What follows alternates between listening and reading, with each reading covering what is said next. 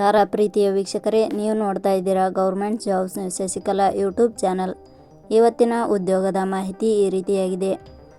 ಕರ್ನಾಟಕ ಪರೀಕ್ಷಾ ಪ್ರಾಧಿಕಾರ ಇಲಾಖೆ ನೇಮಕಾತಿ 2026 ಇಲಾಖೆಯಲ್ಲಿ ಖಾಲಿ ಇರುವ ಶಾಖಾಧಿಕಾರಿ ಹುದ್ದೆಗಳಿಗೆ ಆನ್ಲೈನ್ ಮೂಲಕ ಅರ್ಜಿ ಆಹ್ವಾನಿಸಲಾಗಿದೆ.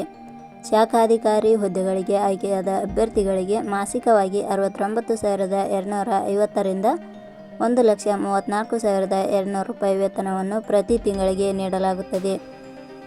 ಕನಿಷ್ಠ 18 ವರ್ಷ, ಗರಿಷ್ಠ 40 ವರ್ಷ ವಯೋಮಿತಿಯೊಳಗಿನ ಪುರುಷ ಮತ್ತು ಮಹಿಳಾ ಅಭ್ಯರ್ಥಿಗಳು ಅರ್ಜಿ ಸಲ್ಲಿಸಬಹುದು.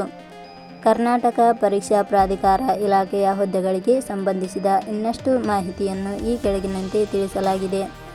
ಆದಷ್ಟು ಮಾಹಿತಿಯನ್ನು ಪೂರ್ತಿಯಾಗಿ ನೋಡಿ. ಇದೇ ರೀತಿಯ ಉದ್ಯೋಗದ ಮಾಹಿತಿಯನ್ನು ಪಡೆಯಲು ನಿಮ್ಮ ವಿಡಿಯೋ ಕೆಳಗಡೆ ಕಾಣುವ ಸಬ್ಸ್ಕ್ರೈಬ್ ಬಟನ್ ಮೇಲೆ ಕ್ಲಿಕ್ ಮಾಡಿ, ಹಾಗೆ ಅದರ ಪಕ್ಕದಲ್ಲಿ ಬರುವ ಬೆಲ್ ಐಕಾನ್ ಮೇಲೆ ಪ್ರೆಸ್ ಮಾಡಿ. ಇಲಾಖೆ ಹೆಸರು ಕರ್ನಾಟಕ ಪರೀಕ್ಷಾ ಪ್ರಾಧಿಕಾರ. ಹುದ್ದೆಗಳ ಹೆಸರು ಶಾಖಾಧಿಕಾರಿ ಹುದ್ದೆಗಳು. ಒಟ್ಟು ಹುದ್ದೆಗಳ ಸಂಖ್ಯೆ ಇಲಾಖೆಯಲ್ಲಿ 19 ಹುದ್ದೆಗಳು ಖಾಲಿ ಇವೆ. ಶೈಕ್ಷಣಿಕ ವಿದ್ಯಾರ್ಹತೆ. ಹುದ್ದೆಗಳಿಗೆ ಅರ್ಜಿ ಸಲ್ಲಿಸಲು ಬಯಸುವ ಅಭ್ಯರ್ಥಿಗಳು ಮಾನ್ಯತೆ ಪಡೆದ ಸಂಸ್ಥೆ ಅಥವಾ ವಿಶ್ವವಿದ್ಯಾಲಯದಿಂದ ಕಾನೂನು ಪದವಿ ಶೈಕ್ಷಣಿಕ ಅರ್ಹತೆ ಪಡೆದಿರಬೇಕು. ಹುದ್ದೆಗಳಿಗೆ ಸಂಬಂಧಿಸಿದ ನೋಟಿಫಿಕೇಷನ್ ಲಿಂಕ್ ನಮ್ಮ ಟೆಲಿಗ್ರಾಮ್ ಚಾನಲ್ನಲ್ಲಿ ನೀಡಲಾಗಿದೆ. ಅಲ್ಲಿಂದ ಡೌನ್ಲೋಡ್ ಮಾಡಿಕೊಂಡು ಹೆಚ್ಚಿನ ಮಾಹಿತಿ ತಿಳಿದುಕೊಳ್ಳಬಹುದು. ವಯೋಮಿತಿ. ಹುದ್ದೆಗಳಿಗೆ ಅನುಗುಣವಾಗಿ ಕನಿಷ್ಠ 18 ವರ್ಷ, ಗರಿಷ್ಠ 40 ವರ್ಷ ನಿಗದಿಪಡಿಸಲಾಗಿದೆ. ವಯೋಮಿತಿ ಸಡಿಲಿಕೆ ವಿವರಣೆ. ಕರ್ನಾಟಕ ಪರೀಕ್ಷಾ ಪ್ರಾಧಿಕಾರ ಇಲಾಖೆಯ ನಿಯಮಗಳ ಅನುಸಾರ ವಯೋಮಿತಿಯಲ್ಲಿ ಸಡಿಲಿಕೆ ಇರುತ್ತದೆ. ವೇತನ ಶ್ರೇಣಿ. ಆಯ್ಕೆಯಾದ ಅಭ್ಯರ್ಥಿಗಳಿಗೆ ಇಲಾಖೆಯ ನಿಯಮಗಳ ಅನುಸಾರ ವಾರ್ಷಿಕವಾಗಿ 69,250 ರಿಂದ 1,34,200 ರೂಪಾಯಿ ವೇತನ ಶ್ರೇಣಿ ಇರುತ್ತದೆ.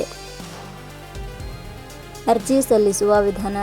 ಹುದ್ದೆಗಳಿಗೆ ಅರ್ಜಿ ಸಲ್ಲಿಸಲು ಬಯಸುವವರು www.jobsexplain.com ವೆಬ್ಸೈಟ್ಗೆ ಭೇಟಿ ನೀಡಿ ಅರ್ಜಿ ಸಲ್ಲಿಸಬೇಕು. ಆಯ್ಕೆಯ ವಿಧಾನ.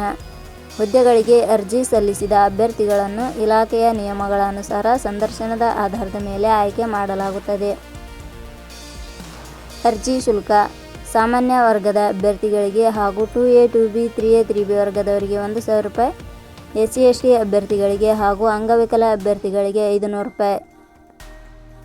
ಉದ್ಯೋಗದ ಸ್ಥಳ ಕರ್ನಾಟಕ. ಪ್ರಮುಖ ದಿನಾಂಕಗಳು. ಅರ್ಜಿ ಸಲ್ಲಿಕೆ ಆರಂಭದ ದಿನಾಂಕ 19/4/2026. ಅರ್ಜಿ ಸಲ್ಲಿಕೆ ಕೊನೆಯ ದಿನಾಂಕ 15/5/2026. ಕೊನೆಯ ಪದಗಳು. ನಾವು ನೀಡಿರುವ ಈ ಉದ್ಯೋಗದ ಮಾಹಿತಿ ಇಷ್ಟವಾಗಿದ್ದರೆ ಮಾಹಿತಿಯನ್ನು ಎಲ್ಲರಿಗೂ ಶೇರ್ ಮಾಡಿ. ಧನ್ಯವಾದಗಳು.